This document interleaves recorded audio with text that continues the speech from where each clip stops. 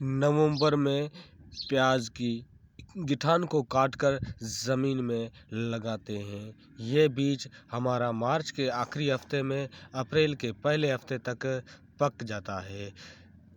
सिंध में इसकी खुराक 2 DAP, ह्यूमिक एसिड, जिंक। इसके ऊपर थ्रिप्स एफिड का हमला होता रहता है, तो इसमें थ्रिप्स के लिए हमें तदापि इनके लिए एहतियातन दवाई का स्प्रे भी ज़रूरी है, क्योंकि ये सोने के फ्लावर है।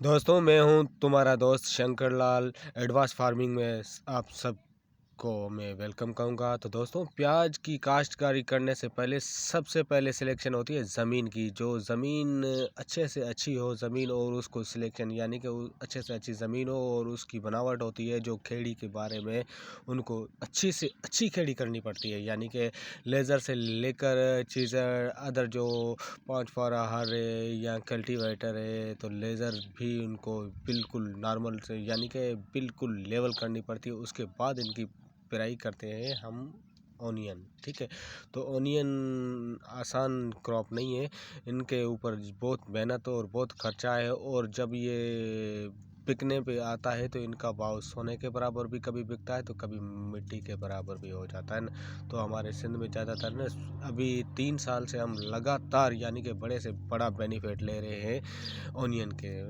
यानी कि इस ईयर में हमारा ओनियन यानी कि बिका है कम से कम न 38 लाख तक भी गाड़ी हमारी यानी कि सेल हुई है मार्केट में। तो इसके लिए हमें ज़मीन अच्छे तरीके से बनानी पड़ती है, जैसे हम ये बना रहे हैं ना।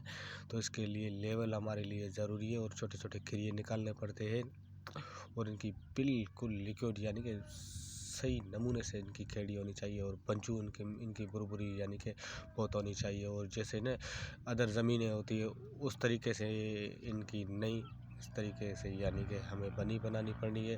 और उसके बाद भी देखभाल इनके लिए न, तो सबसे पहले हम जड़ में यानी कि लगाते हैं 1 बोरी DAP की न। तो ओनियन का हमारा इधर यानी कि हम काश्त करते हैं मई से लेकर जून तक। हम इनको अपनी ज़मीनों में ट्रांसफ़र कर देते हैं नर्सरी को। ठीक है, जो यानी कि जून में हम नर्सरी लगाते हैं, उनके बाद यानी कि हम ट्रांसफ़र करते हैं अपनी पनियों में। और यानी कि एक ही तीर में 2 शिकार भी हम करते हैं। तो जिस तरीके से हम ये लगा रहे हैं, पहले ओनियन लगी हुई है और उसके ऊपर हम यानी कि सीड यानी कि वो जो दाना होता है, नर्सरी डायरेक्ट नहीं लगाते, डायरेक्ट ही ज़मीन में लगाते थे, अगर वो संभाल सकते हो तुम तो उसके अलावा इनकी खुराक होती है, खुराक बहुत टाइटली होती है। तो इसके ऊपर यानी कि DAP की बोरी एक आती है। DAP के बाद हम तेज़ इस्तेमाल करते हैं जो फास्फोरस भी हो ना उनमें, और उसके बाद हम यूरिया हल्का फुल्का देते हैं, लेकिन इतना खास नहीं ना। तो इसके ऊपर ज़्यादातर न थ्रिप्स, फंगस या एफिड का हमला होता रहता है। इनसे हमें बचाने के लिए तदापि यानी कि दवाओं का इस्तेमाल लाजमी है ना। दवाएं इस्तेमाल नहीं करेंगे तो हमारा ये फसल यानी कि नाकारा हो जाएगा। इनके पन जकड़ कर गिर जाते हैं, और उसके अलावा अदर इनके यानी कि वायरस फैल जाता है, तो जड़ से सूख कर और कमज़ोर होकर प्लांट हमारे ख़त्म हो जाते हैं। तो दोस्तों, ये है हमारा ओनियन जो हमने सिंध में लगाई है। हमारे सिंध के रीत रस्म और मौसम के हिसाब से हमारे ये फार्मूले मैं बता रहा हूँ, जो सिंध की आबहवा के मुताबिक ना। तो मैं हूँ तुम्हारा दोस्त शंकर लाल। तो उम्मीद तो ये मेरा वीडियो लाइक करोगे और प्यारा सा कमेंट ज़रूर करोगे, क्योंकि आप भी अपने अपने खेतों में लगाते होगे, और किस तरीके से लगाते हो और कौन कौन सी दवाई देते हो, तो हमें भी ज़रा हमारी अगर फार्मिंग में कोई डिफेक्ट है या कोई गलती है तो हमें ज़रा बताना। तो आशा कर रखता हूँ तो मेरा चैनल सब्सक्राइब भी करोगे, और दोस्तों से ये वीडियो मेरा शेयर भी करोगे, ताकि ज़्यादा से ज़्यादा मेरे सिंध के ये छोटे मोटे व्लॉग्स देखकर और एंजॉयमेंट भी हो, और हमारी रीते रस्म का भी पता चले। तो हम किस तरीके से खेती करते हैं, तो ये है हमारी ओनियन, यानी कि हम उन्हें ग्रीन ओनियन बनाइए। जो हम ज़्यादातर हम इधर ग्रीन ओनियन बना के बेचते थे मार्केट में, यानी कि पत्ते के साथ। तो उसके समोसे भी बनते हैं, पकोड़े भी बनाते हैं, और अदर सब्ज़ी में भी यूज़ करते हैं, तो ग्रीन ओनियन यानी कि पत्ते के साथ। तो हम ज़्यादातर गिठान यानी कि पकाते नहीं हैं, और कच्चे का कच्चा ओनियन मार्केट में सेल कर देते हैं।